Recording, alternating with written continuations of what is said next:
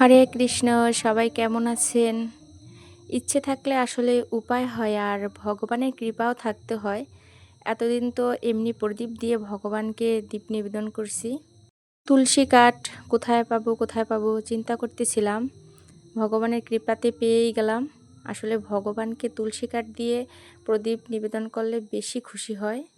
আমার কতটুকু কি হয় এটা একমাত্র ভগবানই জানে, তবুও চেষ্টা করতেছি আর কি। আর এই দামোদর মাস তো আছে 5ই নভেম্বর পর্যন্ত।